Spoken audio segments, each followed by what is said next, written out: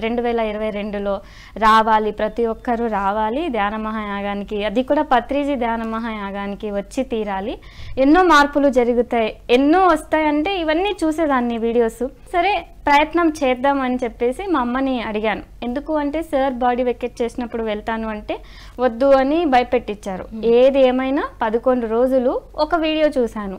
జన్మలో లేకపోతే లైఫ్లో ఒక్కసారైనా ఇలాంటి కార్యక్రమాలు అటెండ్ అవ్వాలి అంటే ఇంకా తెగించి నేను వెళ్ళి తీరాల్సిందే. పత్రిజీ ధ్యాన మహాయాగానికి వచ్చాను. అక్కడ ఎన్నో పుస్తకాలు పంచడం అనేది జరిగింది. లైక్ PWF గ్లోబల్ టీంలో ఉంది, ఎంతో సేవ చేయడం అనేది జరిగింది. అప్పుడు చూసి ఓకే ధ్యానులు అంటే ఇలా ఉంటారా, ఇంత నిస్వార్థంగా పని చేస్తారా, ఇంతమంది పని చేస్తారా, మనకు ఆంధ్ర తెలంగాణలో ఇంతమంది ధ్యానులు ఉన్నారా. నేను ఒకటే నా రూమ్లో ఉందాం అనుకున్నాను, నేను డైరెక్ట్ హైదరాబాద్కి రావడం అనేది బిగ్గెస్ట్ మిరాకిల్. అప్పటి నుంచి ఎన్నో మార్పులు వచ్చినాయి. ఇంకా డిసైడ్ అయిపోయినమ్మా నా లైఫ్లో ఇలాంటి కార్యక్రమాలు ఎక్కడ జరిగినా ఎప్పుడు జరిగినా ఫస్ట్ వెళ్ళాల్సిందే, అది ఎక్స్పీరియన్స్ అవ్వాల్సిందే అని.